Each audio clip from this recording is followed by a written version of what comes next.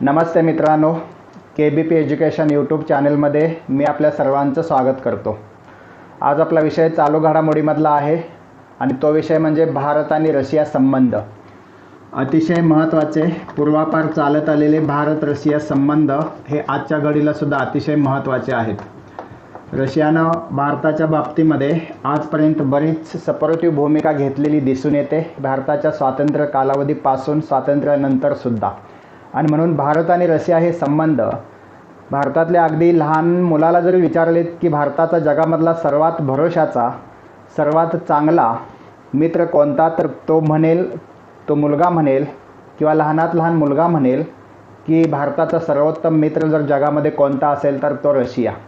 एकदा भारताचे पंतप्रधान मोदी रशियाला ज्यावेळेला भेट दिलेली होती आणि वार्तालाप चालू होता, पत्रकार परिषद चालू होती, त्याच्यामध्ये सुद्धा पत्रकारांनी मोदींना विचारलं की भारताचा जगातला सर्वोत्तम मित्र कोणता, तर मोदींनी त्यावेळेला असं उत्तर दिलेलं होतं की भारतामध्ये कुणालाही विचारलं तर ते सांगतील, कुणीही सांगेल की भारताचा सर्वोत्तम सर्व कालामध्ये असणारा म्हणजे सर्वकालीन मित्र कोणता असेल तर तो रूस म्हणजेच रशिया म्हणजेच USSR 1991 अगोदरचा।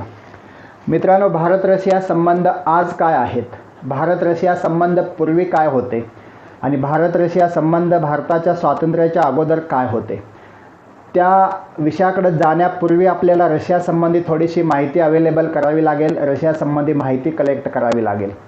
रशिया हा जगातला सर्वात मोठा आकाराने असलेला देश आहे आणि म्हणून रशियामध्ये 1917 पूर्वी झारची राजवट होती, झार ही राजेशाही होती आणि रशियामध्ये 1917 साली कॉम्रेड लेनिनच्या अध्यक्षतेखाली लेनिनच्या नेतृत्वाखाली बोल्शेविक क्रांती सक्सेस झाली, यशस्वी झाली, त्यालाच आपण साम्यवादी क्रांती म्हणतो। अर्थात साम्यवादी क्रांती व्हायला काही घटना जगामध्ये कारणीभूत झालेल्या होत्या। अशा काही घटना होत्या की जगामध्ये अमेरिका असेल, इंग्लंड असेल, पश्चिम युरोप असेल, याच्यामध्ये औद्योगिक क्रांती झालेली होती आणि औद्योगिक क्रांतीमध्ये साधारणपणे मालक आणि कामगार असे दोन वर्ग होते। मालक म्हणजेच भांडवलदार कामगारांचं शोषण करत होते। वास्तविक कोणत्याही कारखान्यामध्ये कोणत्याही भांडवलशाही पद्धतीमध्ये मालकांना नफ्यासाठी काम करावं लागतं, मालकांना नफ्यासाठी कामगारांना राबवून घ्यावं लागतं आणि हे राबवून घेत असताना मालक कामगारांच्यावरती अतिरिक्त श्रम करण्यासाठी प्रेशर आणतात आणि मग अतिरिक्त श्रम ज्या वेळेला कामगार मालकांना विकतो त्यावेळेला त्याचं शोषण केलं जातं आणि त्या शोषणाचा मोबदला, आर्थिक मोबदला मालक किंवा भांडवलदार त्या कामगाराला देत नाही, अशी साधारण परिस्थिती युरोप अमेरिकेमध्ये असताना जर्मनीमधल्या कार्ल मार्क्स नावाच्या तत्ववेत्यानं अर्थतज्ञानं साम्यवादी क्रांती, साम्यवादी विचाराची मुहूर्तमेढ रोवलेली आपल्याला दिसून येते। आणि म्हणून साम्यवादी विचारांच्या दृष्टिकोनातून आपल्याकडे जसं हिंदू धर्माची भगवद्गीता म्हणलं जातं, ख्रिश्चन धर्मामध्ये बायबलला जे स्थान आहे, मुस्लिम धर्मामध्ये कुराणला जे स्थान आहे, त्या पद्धतीनं कामगार वर्गामध्ये साम्यवादी विचारामध्ये दास कॅपिटलला स्थान आहे। आणि म्हणून जर्मनीच्या कार्ल मार्क्सनं दास कॅपिटल या ग्रंथामध्ये श्रम या संबंधी, कामगार या संबंधी, शोषण या संबंधी विस्तृतपणे विवेचन केलेलं आपल्याला दिसून येतं आणि त्याच विचारावर, त्याच पुस्तकामध्ये मांडलेल्या साम्यवादी विचारावरती रशियामध्ये 1917 साली बोल्शेविक कामगारांची क्रांती यशस्वीपणे झालेली आपल्याला दिसून येते। दुसरी अत्यंत महत्त्वाची गोष्ट, 1917ला झारची राजेशाही रशियामध्ये उलटून टाकली गेली आणि साम्यवादी राजवट, साम्यवादी शासन रशियामध्ये सुरू झालं। साधारणपणे 1917 ते 1924 पर्यंत रशियामध्ये लेनिनची सत्ता होती, लेनिन राष्ट्रपती होते आणि त्या कालावधीमध्ये रशियामध्ये अभूतपूर्व परिवर्तन झालं। श्रमसिद्धांत मांडला गेला, वर्गसंघर्षाचं विवेचन केलं गेलं आणि म्हणून कामगार विरुद्ध मालक, कामगार विरुद्ध भांडवलदार अशा संघर्षामधून साम्यवादी पद्धती, साम्यवादी सिस्टम उभा राहिलेली आपल्याला दिसून येते। दुसऱ्या महायुद्धानंतरच्या कालावधीमध्ये तर संपूर्ण जग हे दोन विरोधी गटामध्ये विभागलेलं आपल्याला दिसून येतं। पहिला गट होता भांडवलशाही देशाचा अमेरिकेच्या नेतृत्वाखाली आणि दुसरा गट होता जोसेफ स्टॅलिनच्या नेतृत्वाखाली साम्यवादी विचारांची राष्ट्र जी होती त्याच्यामध्ये। आणि म्हणून नवीनच निर्माण झालेलं कोणतंही राष्ट्र असेल, म्हणजे स्वातंत्र्य मिळालेलं राष्ट्र असेल, तर त्याला आपल्या गटामध्ये घ्यायचा आणि साम्यवादी विचाराचा प्रभाव तिथे निर्माण करायचा, अमेरिकेच्या गटामध्ये घ्यायचा आणि भांडवलशाही विचाराचा प्रभाव तिथे निर्माण करायचा। अशा पद्धतीनं दुसऱ्या महायुद्धाच्या अखेरीसपासून ते साधारणपणे 1991 पर्यंत, मी 1991 का म्हणतोय तर 1991च्या डिसेंबरमध्ये रशियाचं विघटन झालं, म्हणजेच USSR सोवियत महासंघाचं विघटन झालं आणि म्हणून विघटन झाल्यानंतर 15 देश निर्माण झाले की जे देश साम्यवादी राजवटीनं एका विचारानं बांधून ठेवलेले होते साधारणपणे 1991 पर्यंत. आणि त्यावेळेचे अध्यक्ष जे होते ते मिखाईल गोर्बाचेव यांनीच रशियामध्ये ग्लासनोस्ट आणि पेरेस्ट्रोइका अशी 2 महत्त्वाची वैशिष्ट्य निर्माण केलेली होती, तत्त्व निर्माण केलेली होती की त्याला आपण खुलेपणा म्हणतो. म्हणजे ओपन द डोअर अशा पद्धतीचं खुलेपणाचं तत्त्व अवलंबलं आणि धडाधड रशियन साम्राज्य कोसळलेलं आपल्याला दिसून येतं. आता जर लेनिननं बोल्शेविक क्रांती केली नसती तर कुणीही केली असती, जर तरच्या प्रश्नांना काही फारसा वाव इथं देता येत नाही. पण जगामध्ये निम्म जग साम्यवादी विचार आणि निम्म जग भांडवलशाही विचाराला प्रेरणा देणारं ठरलं ते साम्यवादी क्रांतीच्या माध्यमातून. आणि म्हणून दास कॅपिटल हा ग्रंथ जर्मनीमध्ये लिहिला गेला. कार्ल मार्क्स हा अर्थवेत्ता किंवा तत्ववेत्ता जर्मनीचा, आणि जर्मनीमध्ये ह्याचा प्रसार सुरू असताना साम्यवादी क्रांती मात्र सोव्हिएत रशियामध्ये झाली. आणि सोव्हिएत रशियाच्या माध्यमातून मग बऱ्याच मोठ्या प्रमाणावरती देशांमध्ये निम्म्या जगामध्ये पसरलेली दिसून येते. म्हणजेच 1917 साली यशस्वी झालेल्या साम्यवादी क्रांतीनं जगातल्या निम्म्यापेक्षा जास्त देशांच्या वरती प्रभाव पाडलेला दिसून येतो. आणि म्हणून रशियामध्ये 1917ला लेनिनच्या नेतृत्वाखाली क्रांती झालेली होती. लेनिनचा कालावधी होता 1917 ते 1924च्या दरम्यान, आणि त्याच्यानंतर 1924 ते साधारणपणे 1953 पर्यंत जोसेफ स्टॅलिन हा रशियाचा राष्ट्रपती होता. आणि जोसेफ स्टॅलिननं ज्या रशियाचं नेतृत्व केलं दीर्घ कालावधीमध्ये, त्या रशियाचं नेतृत्व करत असताना जोसेफ स्टॅलिननं बऱ्याच देशांच्या मध्ये साम्यवादी राजवटीचा प्रभाव मांडल्याचे किंवा साम्यवादी राजवटीचा प्रसार सुरू केल्याचं आपल्याला दिसून येतं. दुसरा महत्त्वाचा मुद्दा असा की साम्यवादी विचाराचं गारुड मी मगाशी म्हटल्याप्रमाणे बहुतांश जगावरती किंवा बहुतांश देशांवरती पडलेलं होतं. त्याच्यामध्ये भारताचा सुद्धा समावेश होता. ज्यावेळेला 1929च्या दरम्यान रशियामध्ये 1929च्या दरम्यान भारताचे पंडित जवाहरलाल नेहरू राष्ट्रीय चळवळीचे नेते, काँग्रेसचे त्यावेळेचे साधारणपणे 29चे अध्यक्षच होते ते अधिवेशनाचे, त्यांनी ज्यावेळेला सोव्हिएत युनियनचा दौरा केला, रशियाचा दौरा केला, त्यावेळी त्यांच्या विचारावरती प्रचंड प्रभाव या साम्यवादी क्रांतीचा पडलेला दिसून येतो. आणि म्हणून साम्यवादी क्रांतीचं वैशिष्ट्य असं की साम्यवादी क्रांतीमध्ये सर्व संपत्ती समाजाच्या मालकीची असते. साम्यवादी क्रांतीचं वैशिष्ट्य असं की सर्वांना साम्यवादी क्रांतीच्या राजवटीमध्ये काम करावं लागतं. 18 वर्ष पूर्ण झालं की कामाचा हक्क मिळतो, काम मिळतं, रोजगार मिळतं, कुणीही उपाशी झोपू शकत नाही. म्हणजे जगण्या इतपत मूलभूत गरजा भागवण्या इतपत सर्वांना अधिकार मिळतात. कुणीही उपाशी झोपत नाही किंवा कुणीही उपाशी झोपण्या इतपत परिस्थिती निर्माण होत नाही.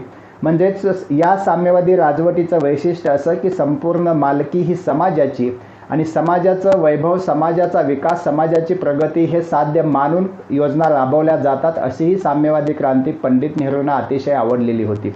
आणि म्हणून त्यांनी ज्यावेळेला भारतामध्ये 1934ला समाजवादी पक्षाची स्थापना झाली, म्हणजेच साम्यवादी पक्षाची काही धोरणं समाजवादी पक्षामध्ये येतात, समाजवादी विचारसरणीमध्ये येतात, त्यावेळेला पंडित नेहरूंचा पाठिंबा, पंडित नेहरूंचं समर्थन ह्या समाजवादी चळवळीला असलेलं आपल्याला दिसून येतं. जयप्रकाश नारायण त्याच्यामध्ये होते, मानवेंद्रनाथ रॉय त्याच्यामध्ये होते. आणि म्हणून भारतातील काही नेत्यांनी समाजवादी चळवळीची उभारणी या बोल्शेविक क्रांतीच्या तत्त्वज्ञानावरती केलेली आपल्याला दिसून येते. दुसऱ्या बाजूला आपल्याला असंही लक्षात येईल की 1925 साली देशामध्ये कम्युनिस्ट पक्षाची आपल्या स्थापना झाली, आणि मार्क्सवादी कम्युनिस्ट पक्षाची स्थापना, त्याच्यानंतर पुन्हा त्याच्यामधून भाकप म्हणजे भारतीय कम्युनिस्ट पक्ष तयार झाला. यांची कट्टर साम्यवादी विचाराची, कम्युनिस्ट विचाराची ही एक चळवळ यांनी पण सुरू केलेली होती. म्हणजेच बोल्शेविक क्रांती जी रशियामध्ये झाली त्या बोल्शेविक क्रांतीनं भारतावरती सुद्धा खूप प्रभाव सोडलेला होता. आणि म्हणून ज्यावेळेला आपल्याला स्वातंत्र्य मिळालं, स्वातंत्र्य मिळाल्यानंतर आपसुकच देशाचे पंतप्रधान ज्यावेळेला पंडित नेहरू बनलेले होते, त्यावेळेला पंडित नेहरूंनी समाजवादी समाजरचना देशामध्ये निर्माण करण्याचं धोरण आणि रशियाचं अनुकरण करण्याचं धोरण ठरवलेलं होतं. आता रशियाचं अनुकरण करून तर आपण पंचवार्षिक योजना या देशामध्ये निर्माण केल्या, राबवल्या, यशस्वी केल्या, काही अयशस्वी झाल्या तो भाग वेगळा. पण रशियाच्या राज्यघटनेकडून आपण मूलभूत कर्तव्ये स्वीकारली, रशियाकडून आपण समाजवादी रचना स्वीकारली, रशियाकडून आपण पंचवार्षिक योजनासुद्धा स्वीकारलेली आपल्याला दिसून येतं. आणि म्हणून रशियाचा प्रभाव भारतावरती पडलेला आपल्याला दिसून येतो. आणि भारतावरती रशियाचा प्रभाव पडल्यानंतर अमेरिकेला मात्र खडबडून जाग आली आणि अमेरिकेचे प्रयत्न भारताला आपल्या गोटामध्ये घेण्यासाठीचे सुरू झाले. आणि म्हणून भारताला पाहिजे ती मदत करण्याचं अमेरिकेचं धोरण होतं सुरुवातीच्या कालावधीमध्ये स्वातंत्र्यानंतर. तरी पण भारताचे पंतप्रधान पंडित नेहरूंच्यावरती समाजवादी विचारांचा पगडा पाहून अमेरिकेचे अध्यक्ष किंवा अमेरिकेचे जे कोणी राष्ट्रपती होते त्यांना साशंकता अशी होती की एक ना एक दिवस भारत रशियाच्या गटामध्ये जाईल. पण भारताने 1961ला बेलग्रेड येथे अलिप्ततावादी राष्ट्र संघटनेची स्थापना करून आपली तिसरा गट किंवा आपला तिसरी दुनिया तयार करायचं, तिसऱ्या देशांची संघटना, त्याला नॉन अलाइनमेंट मूव्हमेंट तयार करण्याचं धोरण ठेवलेलं होतं. आणि म्हणून अमेरिकेचा आपल्यावरती आकस होता, अमेरिका आपल्यावरती नाराज होती. आणि याचंच पर्यायानं रूपांतर असं झालं की पाकिस्तानने स्वातंत्र्य मिळाल्यानंतर 1947 नंतर लगेचच अमेरिकन गटामध्ये उडी मारली, नाटोचा तो सदस्य बनला. ट्रिटी त्याला आपण नाटो ही अमेरिकेच्या अध्यक्षतेखाली किंवा नाटो ही अमेरिकेची नॉर्थ अटलांटिक ट्रिटी ऑर्गनायझेशन आहे. त्याच्यामध्ये याच्यामध्ये एक मिनिट. आणि ज्या वेळेला भारत पाकिस्तान ही दोन राष्ट्रे निर्माण झाली त्यावेळेला आपसुकच अमेरिकेच्या गटामध्ये पाकिस्तान गेला आणि भारताकडे फक्त एकच ऑप्शन राहिला, स्वतःचं नेतृत्व स्वतः सिद्ध करायचं, स्वतःचा विकास करायचा, देशाचा विकास करायचा, लोकांचा विकास करायचा, आपलं स्थान मजबूतीनं निर्माण करायचं. आणि ज्या वेळेला अमेरिका चायना असेल, अमेरिका पाकिस्तान असेल यांचे संबंध जसे सुधारायला लागले, एकमेकाशी हे मदत करायला लागले, तसं थोडासा आपला झुकाव किंवा आपलं झुकणं ज्याला म्हणतो किंवा आपण थोडंसं लेफ्टिस्टकडे झुकलेलं आपल्याला दिसून येतं, रशियाकडे झुकलेलं आपल्याला दिसून येतं. आजचा विषय आपला आहे भारत रशिया संबंध. भारत रशिया संबंध बघत असताना जोसेफ स्टॅलिननं आपल्याला बऱ्याच प्रमाणामध्ये सुरुवातीच्या कालखंडामध्ये मदत केलेली आपल्याला दिसून येते. आणि म्हणून भारत रशिया संबंधामध्ये अतिशय महत्त्वाचे काही मुद्दे आपल्याला बघावे लागतील. हे अतिशय महत्त्वाचे मुद्दे बघत असताना पहिला मुद्दा येतो तो भारताला मान्यता दिलेली होती रशियानं सर्वप्रथम. स्वतंत्र देश आपला होण्या अगोदर भारताला स्वातंत्र्य मिळाले पाहिजे अशी आग्रहाची भूमिका सोव्हिएत रशियानं घेतलेली होती. याच्याशिवाय जेव्हा जेव्हा काश्मीरचा मुद्दा युनोमध्ये पाकिस्ताननं मांडलेला होता तेव्हा प्रत्येक वेळेला काश्मीरची बाजू घेऊन भारताला व्हेटोचं पॉवर प्रदान करण्याचं कामसुद्धा रशियानं केलेलं होतं. म्हणजे काश्मीर आज हिंदुस्थानमध्ये आहे, तो काही प्रमाणात असं म्हटलं तरी वावगं ठरू नये की काश्मीरच्या पाठीशी म्हणजेच भारताच्या पाठीशी रशिया, सोव्हिएत युनियन भक्कमपणे उभा राहिल्यामुळं 5 व्हेटोचा अधिकार असलेल्या सुरक्षा परिषदेमधील राष्ट्रांपैकी रशिया नेहमीच आपल्या बाजूला राहिल्यामुळं सुद्धा आज काश्मीर आपल्या ताब्यामध्ये आहे असं म्हटलं तर वावगं ठरू नये. आणि म्हणून रशियानं जवळजवळ 100पेक्षा जास्त वेळा व्हेटोचा अधिकार काश्मीरसाठी युनोमध्ये वापरलेला आपल्याला दिसून येतो. ज्या वेळेला 1962चं भारताचं आणि चीनचं युद्ध सुरू झालेलं होतं त्यावेळेला वास्तविक पाहता साम्यवादी देश म्हणून चीनला रशियानं मदत करायला पाहिजे होती, कारण भारत हा काही साम्यवादी देश नव्हता. भारत हा मिश्र अर्थव्यवस्था स्वीकारलेला, समाजवादी अर्थव्यवस्था स्वीकारलेला एक लोकशाही प्रधान देश होता. साम्यवादी चीन आणि साम्यवादी रशिया यांच्यामध्ये दोस्ती होती, कट्टर विचारसरणी होती त्यांची. हा जर आधार घेतला आपण तर वास्तविक सोव्हिएत युनियननं 1962ला चीनला मदत करायची पाहिजे होती, पण चीनचा अपेक्षाभंग झाला आणि 1962च्या युद्धामध्ये रशिया तटस्थ राहिला. एवढंच नव्हे तर गुप्त पद्धतीनं त्यानं भारताला मदत केलेल्याचे पुरावेसुद्धा आपल्याकडे असलेले दिसून येतात. 1971चं युद्ध तर अमेरिकेकडून आपण हारू शकलो असतो जर सोव्हिएत रशिया आपल्या मदतीला आला नसता. आणि 1971ला 20 वर्षाचा एकमेकांवरती जर कोणी आक्रमण केलं कोणत्या देशानं तर ते रशियावरचा हल्ला समजला जाईल, भारतावरचा हल्ला समजला जाईल, अशा पद्धतीचा मदतीचा 20 वर्षाचा सैनिकी सहकार्याचा करार होता. तो करार झाल्यानंतर लगेचच रशियानं आपल्याकडे अमेरिकेच्या विरोधामध्ये एक मोठं जहाज पाठवलेलं होतं, सैन्य अगदी क्षेपणास्त्रानं सज्ज असलेलं. आणि यामुळंच रशियानं आपल्याला केलेल्या मदतीमुळंच अमेरिकेचं पाकिस्तानला जे मदतीचं धोरण होतं ते बदललं गेलं आणि त्यावेळेला भारताचा प्रचंड विजय 1971च्या युद्धामध्ये झालेला होता. वास्तविक पाहता याच वेळेला बांगलादेशाची निर्मिती भारताच्या प्रयत्नामुळे झालेली होती. युद्ध 62चं असो, युद्ध 71चं असो किंवा युद्ध कोणतंही असो, आजपर्यंत निर्विवादपणे सोव्हिएत युनियननं आणि रशियानं आपल्याला मदत केलेली दिसून येते. दुसरा एक महत्त्वाचा मुद्दा याच्यामध्ये आपल्याला सांगता येईल की ज्या वेळेला 1974 साली पहिल्यांदा आपण अणुपरीक्षण केलेलं होतं, अणुचाचणी केलेली होती राजस्थानमध्ये पोखरणला, त्यावेळेला इंदिरा गांधी पंतप्रधान देशाच्या होत्या. त्यावेळेला सर्वात प्रथम जर कोणी समर्थन केलं असेल या अणुचाचणीचं पोखरणच्या, तर तो पहिला देश रशिया होता. संपूर्ण जगामध्ये भारताच्या विरोधी प्रवाह सुरू होता. संपूर्ण जग भारतावरती टीका करत असताना एकटा रशिया भारताच्या बाजूने खंबीरपणे उभा राहिलेला होता या अणुचाचणीच्या वेळेला, आणि म्हणून आपण सक्षमपणे अणुचाचणी करू शकलो.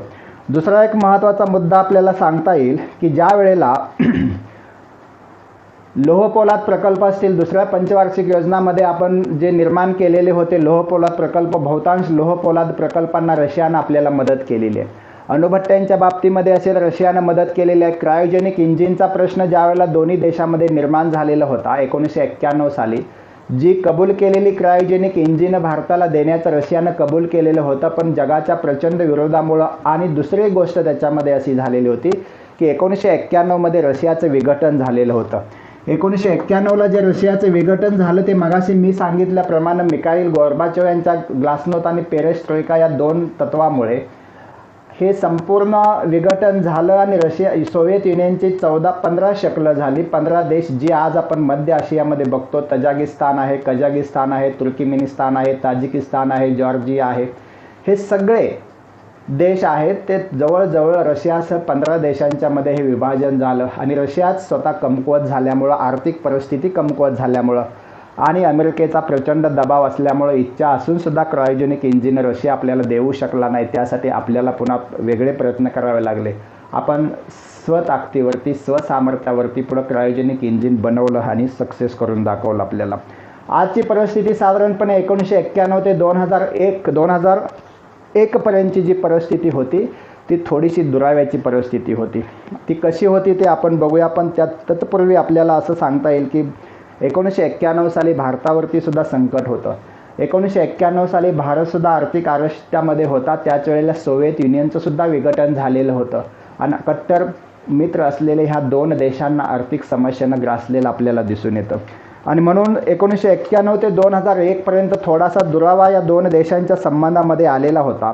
आणि म्हणून 2001 पर्यंत का दुरावा आलेला होता 1991 पासून, तर सोव्हिएत युनियनच स्वतः विकलांग झाल्यामुळं, कमी झाल्यामुळं आणि सोव्हिएत युनियनच अमेरिकेशी मैत्रीचं धोरण स्वीकारल्यामुळं आपल्याला स्वसामर्थ्यावर उभा राहण्यापेक्षा दुसरा कुठला पर्याय आणि आपण तो सक्षमपणे स्वीकारलेला होता. 2001 नंतर मात्र पुन्हा भारत आणि रशिया संबंध चांगल्या पद्धतीने सुधारायला लागले. ज्यावेळेला व्लादिमीर पुतिन रशियाचे अध्यक्ष झाले, त्यावेळेला मात्र भारत आणि रशिया संबंधाला पुन्हा एकदा उजाळा आलेला आपल्याला दिसून येतो. अशा अनेक घटना सांगता येतील भारत आणि रशिया संबंधामध्ये. ज्यावेळेला बुल्गानीने सोव्हिएत युनियनचे अध्यक्ष होते त्यावेळेला त्यांनी भारताच्या भूमीवरती येऊन पाकिस्तानला सज्जड दम दिलेला होता. अमेरिकेला इशारा दिलेला होता की काश्मीर हा कायमच भारताचा अविभाज्य भाग आहे आणि तो अविभाज्य भाग हा कायमच राहील, त्यासाठी रशिया भारताला नेहमीच मदत करेल, अशा आशयाचं विधान त्यांचं होतं. आणि म्हणून भारतातल्या लहानात लहान मुलाला, शाळकरी मुलालासुद्धा जर विचारलं आपण की भारताचा सर्वात जास्त भरोशाचा मित्र कोणता, विश्वासाचा मित्र कोणता, तर तो रशिया म्हणून उत्तर देईल. हे अगदी त्रिकालाबाधित सत्य आहे. दुसरं महत्त्वाची गोष्ट अशी, 2001 नंतर मात्र थोडेसे समीकरण बदललं. ज्यावेळेला अमेरिकेशी टक्कर देणारा सोव्हिएत युनियन 15 देश त्याच्यामध्ये समाविष्ट होते, त्यालाच USSR म्हणत होतो आपण, त्याचा रशिया झाला. तरीसुद्धा जगातला सर्वात मोठा सैनिकी ताकद असलेला देश होता, आकाराने सुद्धा मोठा देश होता. निम्मा युरोपमध्ये, निम्मा आशियामध्ये पसरलेले सोव्हिएत युनियन हा प्रचंड ताकदीचा देश आजही हिंदुस्थान सोबत आहे असं म्हटलं तरी वावगं ठरू नये. मात्र हिंदुस्थाननंच कात टाकली 1991 2001 नंतर. हिंदुस्थान स्वतःच्या पायावरती उभं राहायला शिकला.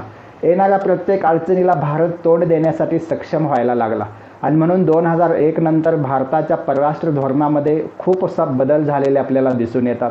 एका बाजूला आपण इस्रायलशी संबंध वाढवले, एका बाजूला आपण अमेरिकेशी संबंध व्यवस्थित करण्याचा प्रयत्न केला. त्याच वेळेला मात्र रशियाशी सुद्धा संबंध आपले चांगले राहिलेले दिसून येतात. कारण कितीही झालं तरी जुना मित्र आहे. मात्र जुना मित्रच ज्या वेळेला थोडासा कमकुवत होतो त्यावेळेला आपण त्याची साथ सोडता कामा नये, अशा भावनेनं सोव्हिएत रशियाशी सुद्धा भारतानं मैत्री ठेवलेली आपल्याला दिसून येते.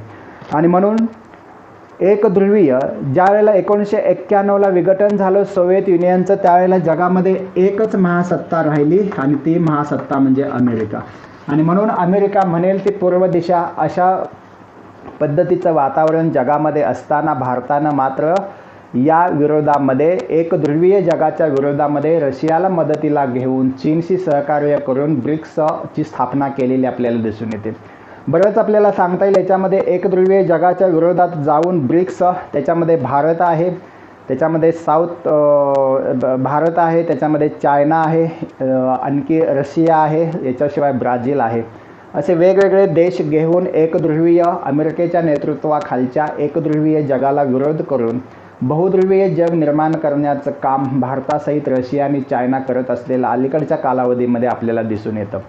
आणि म्हणून रशियाचं एक ऊर्जा धोरण महत्त्वाचं आहे. शांघाय कोऑपरेशनमध्ये सुद्धा रशियाच्या मदतीनं भारताला प्रवेश मिळाला. पण चीन हा एक भारताच्या शेजारी असलेला सर्वात मोठा देश आहे. भारत चीन संबंधामध्ये आपण त्याच्याविषयी विवेचन केलेलं आहे.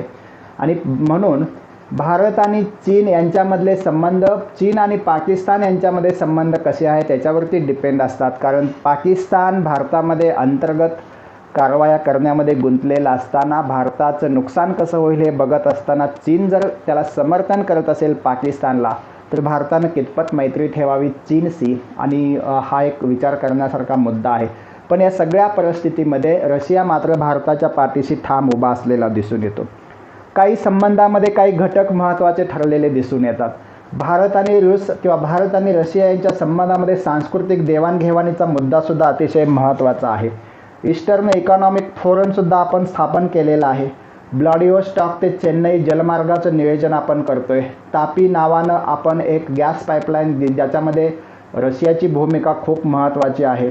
याच्याशिवाय 2018मध्ये भारत रशिया पर्यटन वर्ष, 2016मध्ये इंडियामध्ये रशिया महोत्सव, सांस्कृतिक महोत्सव, 17मध्ये रशियामध्ये भारत सांस्कृतिक महोत्सव, अशा पद्धतीनं सांस्कृतिक देवाणघेवाणीचे कार्यक्रम आपण करत असलेलं आपल्याला दिसून येतं. याच्याशिवाय रशियाचा सर्वोच्च किताबसुद्धा नरेंद्र मोदींना बहाल केलेला आपल्याला दिसून येतो. या सगळ्या गोष्टी सांगताना एकच आपल्याला लक्षात ठेवावं लागेल की भारत आणि रशिया यांच्यामधले मैत्रीचे संबंध अतिशय महत्त्वाचे आहेत.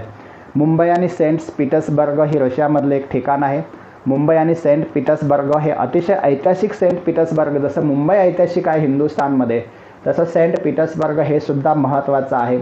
या दोन्ही शहरांना सिस्टर्स सिटीज म्हणून आपण दर्जा दिलेला आहे. आणि याच्यामध्ये आणखीन एक महत्त्वाचं असं, या सिस्टर सिटींचा विकास करण्याचं धोरणसुद्धा दोन्ही देशांनी ठरवलेलं आहे. उत्तर दक्षिण कॉरिडॉर, परिवहन कॉरिडॉर हा एक नियोजित आहे मध्य आशियामध्ये. भारत आणि रशिया दोन्ही मिळून मध्य आशियातली जे तेल उत्पादक देश आहेत या संबंधीचं एक धोरण किंवा वाहतुकीसाठीचा एक कॉरिडॉर बनवण्याचा निर्णय भारत आणि रशियानं घेतलेला आपल्याला दिसून येतो. याच्याशिवाय बंगालच्या खाडीमध्ये, बंगालच्या उपसागराच्या खाडीमध्ये भारत आणि रशिया तेल उत्पादनासाठी एकत्र संयुक्त प्रयत्न करत असल्याचं चित्रसुद्धा अलीकडं आपल्याला दिसून येतं. वास्तविक पाहता अमेरिकेशी आपले अलीकडचे संबंध हे थोडेसे सुधारत आहेत. अमेरिकेशी संबंध साधारणपणे ज्यावेळेला भाजपचं सरकार आलं सत्तेत 2014 सालापासून, तेव्हापासून अमेरिकेशी सुद्धा आपले संबंध हे थोडेसे बदलत असलेले दिसून येतात. आणि म्हणून अमेरिकेला सुद्धा भारतासाठी मैत्रीचं धोरण ठरवावं लागतं. कारण भारताची जी वेगळी परराष्ट्र नीती आहे, भारताचं जे स्थान आहे आशिया खंडामध्ये, आणि भारताला इमर्जिंग पॉवर म्हणून जगानं दिलेली जी एक मान्यता आहे, त्या मान्यतेच्या अनुषंगानं बघता चीनच्या विरोधामध्ये किंवा चीनच्या पुढं जर एक आव्हान उभा करायचं असेल तर भारताला मदत केली पाहिजे, अशा भूमिकेतून अलीकडच्या कालावधीमध्ये अमेरिका भारताच्या बाजूनं उभा राहत असलेलं चित्र आपल्याला दिसतं. तरीसुद्धा भारत आणि रशिया संबंध आपले हे पूर्वापार चालत आलेले मैत्रीचे संबंध, याच्यामध्ये कुठेही खंड पडलेला आपल्याला दिसून येत नाही. दुसरी गोष्ट अशी की याच्यामध्ये अणु सप्लाय जे NSGचा ग्रुप आहे, त्या NSGच्या ग्रुपमध्ये सुद्धा भारताला स्थान मिळवून देण्यासाठीचं धोरण हे रशियाचं असलेलं आपल्याला दिसून येतं. अगदी सर्वात महत्त्वाची आणि मोठी सगळ्यात गोष्ट कोणती असेल तर भारताचा समावेश सुरक्षा राष्ट्र परिषदेमध्ये कायम सदस्यत्व करावा म्हणून भारतानं अगदी सुरुवातीपासूनच्या प्रयत्न चालवलेले होते. भारताला मिळावं असा भारताचा दावा आहे आणि त्या दाव्याच्या पुष्ट्यर्थ किंवा त्या दाव्याच्या समर्थनार्थ रशिया हा नेहमीच भारताच्या बाजूनं आपलं वजन वापरत आलेला दिसून येतो. आणि म्हणून रशियाशी भारताची मदत आणि भारताला रशियाची मदत ह्या दोन्ही दृष्टिकोनातून जर बघितलं आपण तर भारत आणि रूस यांच्यामधले सैन्य संबंध असतील ते अतिशय महत्त्वाचे आहेत. भारत रशियाकडून सर्वात जास्त सैनिकी साधन विकत घेतो. सर्वात जास्त मिसाईल असेल, अणुतंत्रज्ञान असेल, सैनिकी तंत्रज्ञान असेल, क्षेपणास्त्र तंत्रज्ञान असेल. दोन्ही देशांनी ब्राह्मोस नावाचं क्षेपणास्त्रसुद्धा तयार केलेलं आहे. अणुभट्टीपासून जहाजांपर्यंत, नौदलांपर्यंत हे कोऑपरेशन आपलं सुरू असलेलं दिसून येतं. 5th जनरेशनचं फायटर प्लेनसुद्धा रशिया आपल्याला देणार आहे. म्हणजे सुखोई 30 असतील, आणखी कोणती विमान असतील, रशिया आपला भरोशाचा साथीदार एवढ्यासाठी आहे की कोणतंही अगदी S-400 ही क्षेपणास्त्र विरोधी प्रणालीसुद्धा रशिया भारताला, एक वेळ चीनला तो देणार नाही पण भारताला नक्की देईल, अशा पद्धतीचं धोरण भारत आणि रशिया या संबंधामध्ये आपल्याला दिसून येतं. त्याच्यानंतर T-90 आपण त्याला भीष्म टँक म्हणतो, ते सुद्धा भारताला देण्याची भूमिका रशियानं घेतलेली आहे. पण अलीकडच्या कालावधीमध्ये आपल्याला काही समस्या त्याच्यामध्ये असलेल्या दिसून येतात. कोणत्या समस्या आहे त्याच्यामध्ये, तर त्या समस्याचा जर आढावा घ्यायचा झाला तर काही बाबतीमध्ये आपल्याला असं म्हणता येईल की भारत आणि रशिया संबंध पूर्वापार पद्धतीने टिकवायचे असतील तर काही समस्या आहेत आपल्याकडे. भारतापुढे काय समस्या आहेत, रशियापुढे काय समस्या आहेत, थोडक्यात असं म्हटलं तर चालेल, धरलं तर चावतंय आणि काय म्हणतो सोडलं तर पळतंय, अशा पद्धतीचे भारत आणि रशियाचे संबंध दिसून येतात. कोणत्या समस्या आहेत तर भारत आणि USAचे संबंध जसे वाढत आहेत तसे भारत आणि रशियाचे संबंध थोडे संकुचित होत आहेत की काय, अशी शंका येण्याची शक्यता निर्माण होते. जेव्हा जेव्हा भारत अमेरिकेशी मोठे मोठे करार करतो, जेव्हा जेव्हा भारत अमेरिकेचे संबंध जगामध्ये चर्चेचा विषय होतो, जेव्हा जेव्हा अमेरिका भारताला सपोर्ट करते, कोणतंही सैन्य ताकद असेल, कोणतेही सैनिकी साधनं असतील, हे सगळे देण्याचा विषय येतो, त्यावेळेला मात्र रूस नाराज दाखवत नसला तरी नाराज झाल्याची भूमिका आपल्याला दिसून येते. हाही आपल्यापुढे धोका आहे. अमेरिकेच्या गोटामध्ये जाणं वेगळं आणि अमेरिकेची मदत घेणं वेगळं, आणि म्हणून भारत संपूर्ण जगामधले मोठे मोठे देश आहेत त्या सर्व देशांशी आपल्या ताकदीवर स्वतःचे संबंध प्रस्थापित करण्याचं धोरण राबवतो. याच्यामध्ये अमेरिकेशी संबंध प्रस्थापित जास्तीत जास्त होत असतील तर रशियाशी बिघडत जायचे काही संबंध येत नाही त्याच्यामध्ये. आणि म्हणून भारतापुढे खरी समस्या अशी आहे की अमेरिकेशीही संबंध, आजकाल कोणताही देश हा एकलकोंडा राहू शकत नाही, त्याला सगळ्या देशांशी संबंध ठेवावे लागतील. कितीतरी वर्षांनी आपण इस्रायलशी संबंध प्रस्थापित केले, कितीतरी वर्षांनी आपण अमेरिकेशी संबंध प्रस्थापित केले. हे प्रस्थापित करत असताना ज्यांनी इतिहासामध्ये आपल्याला मदत केली 70 वर्षाच्या कालखंडामध्ये, त्या रशियाशी आपण संबंध बिघडू शकत नाही हे रशियालाही माहिती आहे. बदलत्या जगाच्या परराष्ट्र नीतीनुसार आपल्या देशाला सुद्धा बदलावं लागतं. भारत हा 1991 पूर्वीचा किंवा 2001 पूर्वीचा आता राहिलेला नाही. भारत एक महाशक्ती म्हणून पुढे येऊ घातला आहे. चीनला म्हणूनच भारताचं आव्हान वाटतं, आणि म्हणून असं होऊ नये की भारत आणि अमेरिका यांच्यातले वाढते संबंध, चीन आणि पाकिस्तान तर जवळच आहेत पण त्याच्यामध्ये रशियासुद्धा मिळू नये. आणि हा एक धोका मोठा आहे. जर भारताच्या विरोधामध्ये चीन, पाकिस्तान आणि रशिया जर युती झाली तर अमेरिका आपल्याला मदत कितपत करेल किंवा अमेरिका आपल्याला सोबत करेल का, याच्याविषयी आपण काही फारसं ठामपणे सांगू शकत नाही. म्हणून रशियाशी संबंध प्रस्थापित करणं, वाढवणं, टिकवणं हे खूप महत्त्वाचं आहे, ते आपल्याला दिसून येतं. दुसरं महत्त्वाची गोष्ट अशी की भारत रशिया आणि भारत इराण हे संबंधसुद्धा चांगले आहेत. आणि म्हणून ज्या जगामधल्या देशाशी अमेरिकेचे संबंध आहेत किंवा अमेरिकेच्या विरोधामध्ये जे देश आहेत, किंवा अमेरिकेनं असा एक कायदाच काढलेला आहे कास्टा नावाचा, की त्या कायद्याने जर कुणी रशियाशी आणि इराणशी संबंध ठेवले तर त्याच्याशी अमेरिका संबंध ठेवणार नाही. ही चुनौती किंवा ही एक समस्या भारतापुढे महत्त्वाची आहे. पण भारत स्वबळावरती बऱ्याच समस्यांचा मुकाबला करताना दिसतो, आणि म्हणून अमेरिकेचं सुद्धा भारताबद्दलचं सहानुभूतीचं धोरण आहे, तेही अतिशय महत्त्वाचं आपल्याला दिसून येतं.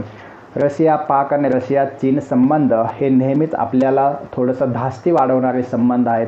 त्यांचे संबंध वाढू नयेत यासाठी भारत अमेरिकेला साथ करूनसुद्धा किंवा भारत अमेरिकेशी संबंध सुधारूनसुद्धा रशियाशी संबंध कसे उत्तम राहतील, हे एक भविष्यातलं चॅलेंज आपल्याला दिसून येतं. याच्याशिवाय चीनच्या विरोधामध्ये अमेरिका, ऑस्ट्रेलिया असेल, जपान असेल, भारत असेल यांनी क्वाड नावाची एक संघटना सुरू केलेली आहे. चीन विरोधामध्ये चीनच्या विस्तारवादी धोरणाला विरोध म्हणून त्याचाही परिणाम रशियावरती होण्याची शक्यता आहे. रशियाला विश्वासात घेऊन अशा गोष्टी आपण करायला पाहिजेत. भारत रशिया संबंधामध्ये वास्तविक पाहता आर्थिक आधार मोठा पाहिजे होता, पण 1991 सालापासून भारत आणि रशियामध्ये आर्थिक संबंध, आर्थिक व्यापार फार मोठ्या प्रमाणात वाढलेला आहे. जसं अमेरिकेशी वाढला आपला व्यापार त्या पद्धतीनं. आणि म्हणून व्यापाराच्या निमित्तानं सुद्धा भारत आणि रशिया जवळ यायला पाहिजेत, व्यापार वाढायला पाहिजे, ही एक चॅलेंज भारतापुढं असलेलं दिसून येतं. आणि म्हणून ज्या वेळेला एकध्रुवीय विश्वाला चॅलेंज देण्यासाठी एक शक्यता आपल्याला वाटते भविष्यातली, ती भारत, रशिया आणि चीनला एकत्र यावं लागेल. मात्र चीनची भूमिका याच्यामध्ये निर्णायक ठरू शकेल. असं जर झालं, कदाचित असंही होऊ शकेल भविष्यामध्ये भारत आणि चीन एकत्र येऊ शकतील. त्याच्या विरोधामध्ये रशिया असेल, भारत असेल, यांना युती करावी लागेल. परराष्ट्र संबंध किंवा परराष्ट्र धोरण किंवा जागतिक वर्चस्ववादाची लढाई, जागतिक वर्चस्ववादाचं हे युद्ध कशा पद्धतीनं वळण घेईल हे सांगता येत नाही.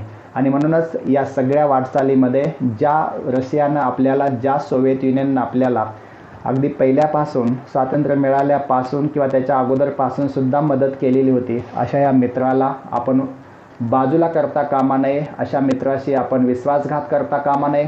रशियाचे संबंध चांगले वाढीस लागावेत. याच्याशिवाय अमेरिकेचेही संबंध भारताचे वाढीस लागावेत. चीन, जपान सगळ्या देशाशी आपले संबंध व्यवस्थित असावेत, कूटनीतिक असावेत. आणि म्हणून भारत आणि रशिया या संबंधामध्ये आपल्याला एक गोष्ट नक्की सांगता येईल की भारत हा रशियाचा आणि रशिया हा भारताचा मित्र म्हणून काम करेल, भविष्यामध्ये सुद्धा काम करेल. मित्र होता, आहे आणि राहील, यावरती आपण विश्वास ठेवून हा विषय इथं थांबूया, संपूया. जय हिंद, जय महाराष्ट्र. आय होप तुम्हाला हे समजलं असेल. भारत रशिया संबंधासंबंधी थोडीशी माहिती. परीक्षा UPSCची असेल, MPSCची असेल, कोणतीही कॉम्पिटेटिव्ह एक्झाम असेल, तुम्हाला या संबंधीची माहिती जर विचारली तर तुम्ही डिस्क्रिप्टिव्ह लेख लिहू शकता, ऑब्जेक्टिव्ह ॲन्सर लिहू शकता. ऑब्जेक्टिव्ह प्रश्न असेल तर या संबंधी ही माहिती तुम्हाला उपयुक्त ठरेल. मित्रांनो, धन्यवाद. नमस्ते. थँक्यू.